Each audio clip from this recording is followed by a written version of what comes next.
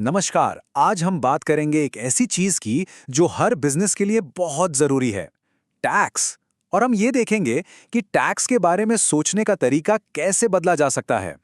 इससे फर्क नहीं पड़ता कि कारोबार छोटा है या बड़ा, ये समझना सबके लिए बहुत जरूरी है। तो आज हम क्या क्या जानने वाले हैं। सबसे पहले हम अपनी सोच बदलेंगे। फिर हम देखेंगे कि टैक्स बचाने के लिए कौन कौन से तरीके हैं। बात करेंगे एक्सपर्ट्स की, जानेंगे कि किन गलतियों से बचना है। और आखिर में एक ऐसा प्लान बनाएंगे जो लंबे समय तक बिजनेस को फायदा पहुंचाए। तो सबसे पहले एक बहुत बड़ा सवाल आता है कि बिजनेस ओनर्स आखिर टैक्स को देखते कैसे हैं। क्या यह सिर्फ एक सिरदर्द है, एक बोझ है, या फिर इसमें कोई मौका भी छिपा है? अगर किसी बिजनेस से पूछा जाए कि उसका सबसे बड़ा खर्चा क्या है, तो ज्यादातर लोग शायद कहेंगे सैलरी या ऑफिस का किराया। लेकिन असल में कई बार जवाब कुछ और ही होता है। एक ऐसा खर्चा जो लगता है कि हमारे कंट्रोल में ही नहीं है। असल में कई बिजनेस के लिए टैक्स उनकी कमाई का आधा हिस्सा या उससे भी ज्यादा ले जाता है। तो सोचिए, अगर यही सबसे बड़ा खर्चा है, तो इसे सही तरीके से मैनेज करना कितना बड़ा मौका हो सकता है। यहां बचाया गया पैसा सीधा बिजनेस की ग्रोथ में लग सकता है। और ये सब कुछ एक बहुत ही बेसिक बिजनेस आइडिया से जुड़ा है, कैश फ्लो। यानी बिजनेस में पैसा कितना आ रहा है और कितना जा रहा है।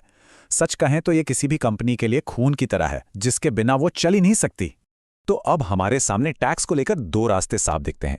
एक है रिएक्टिव, मतलब जब टैक्स भरने का टाइम आया तो बस जैसे तैसे फाइल कर दिया। इसमें अक्सर फायदे छूट जाते हैं। और दूसरा है प्रोएक्टिव, यानी पहले से प्लानिंग करना। ये वो तरीका है जो पैसा बचाता है और उसे वापस बिजनेस में लगाता है। सवाल ये है कि प्रोएक्टिव बना कैसे जाए। तो चलिए अब कुछ ऐसी ही रणनीतियों की बात करते हैं। एक एक करके देखते हैं कि वो कौन से टूल्स हैं जो टैक्स का बोझ कम करने में मदद कर सकते हैं। अच्छा, तो शुरुआत करते हैं बिल्कुल बेसिक चीजों से। ये वो आम खर्चे हैं जिन्हें बिजनेस अपनी टैक्सेबल इनकम से घटा सकता है, जैसे ऑफिस का किराया, बिजली पानी का बिल, कर्मचारियों की सैलरी या बोनस, और यहां तक कि बिजनेस के लिए की गई ट्रैवलिंग भी। अब एक बहुत ही जबरदस्त चीज पर आते हैं, बोनस डेप्रिसिएशन। ये क्या है? मान लीजिए बिजनेस के लिए कोई बड़ी मशीन या इक्विपमेंट खरीदा, तो इस टूल की मदद से उसकी कीमत का एक बहुत बड़ा हिस्सा पहले ही साल में टैक्स से छूट के लिए क्लेम किया जा सकता है। मतलब तुरंत बड़ा फायदा। सिर्फ डिडक्शन ही नहीं, टैक्स क्रेडिट भी होते हैं जो और भी ज्यादा फायदेमंद हो सकते हैं, जैसे कि R&D यानी रिसर्च एंड डेवलपमेंट क्रेडिट। और इसकी सबसे अच्छी बात क्या है कि वो रिसर्च पूरी इंडस्ट्री के लिए नहीं हो, ये जरूरी नहीं है, बस आपकी कंपनी के लिए नहीं होनी चाहिए। अगर कोई नया प्रोडक्ट, प्रोसेस या सॉफ्टवेयर बनाया जा रहा है तो ये क्रेडिट मिल सकता है। तो अब जब इतनी सारी रणनीतियां हैं, इतने सारे तरीके हैं, तो एक सवाल और खड़ा होता है कि ये सब करेगा कौन? देखते हैं कि टैक्स मैनेज करने के लिए क्या क्या ऑप्शन है। क्या ये काम खुद किया जा सकता है, या कोई सॉफ्टवेयर इस्तेमाल करना बेहतर है, या फिर किसी प्रोफेशनल जैसे CPA की मदद लेनी चाहिए? देखिए, इसका कोई एक सही जवाब नहीं है। सही रास्ता क्या होगा, ये इस बात पर निर्भर करता है कि बिजनेस कितना बड़ा है, उसके खाते कितने कॉम्प्लेक्स हैं, और बिजनेस ओनर को खुद टैक्स के नियमों की कितनी समझ है।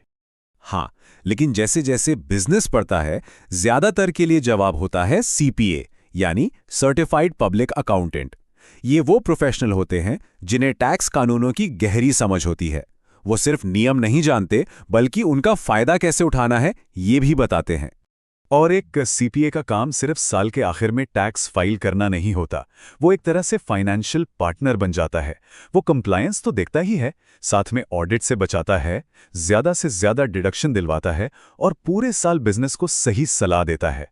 और एक प्रोफेशनल पार्टनर होने का एक और बड़ा फायदा है, वो उन आम गलतियों से बचाता है जो बहुत महंगी पड़ सकती हैं। चलिए देखते हैं कि वो गलतियां हैं कौन सी। एक्सपर्ट्स बताते हैं कि 3 गलतियां सबसे ज्यादा होती हैं।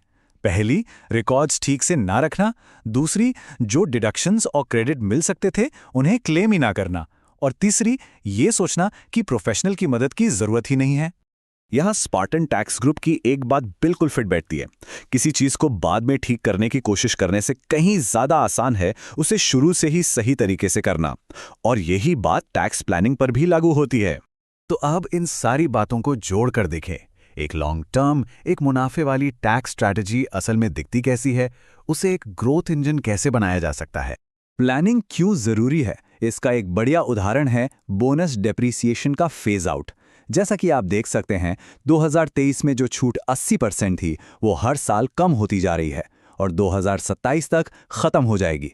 इसका मतलब है, अगर कोई बड़ी खरीदारी करनी है और इस छूट का फायदा उठाना है, तो इंतजार करने का समय नहीं है। तो मतलब साफ है, टैक्स प्लानिंग कोई ऐसी चीज नहीं है जो साल में बस एक बार की जाए। ये तो एक लगातार चलने वाला प्रोसेस है। अपने टैक्स पर नजर रखना, बचत को वापस बिजनेस में लगाना और टैक्स के बदलते नियमों से अपडेट रहना, ये सब जरूरी है, ताकि आखिरी समय में कोई हड़बड़ी ना हो। तो आखिर में बस एक ही सवाल बचता है, क्या टैक्स प्लानिंग भी उतनी ही मेहनत कर रही है जितनी मेहनत अपने बिजनेस के लिए की जा रही है? असली लक्ष्य यही है, टैक्स को सिर्फ एक खर्चे की तरह नहीं, बल्कि एक ऐसी स्ट्रैटेजी की तरह इस्तेमाल करना जो बिजनेस को आगे बढ़ाने में मदद करे।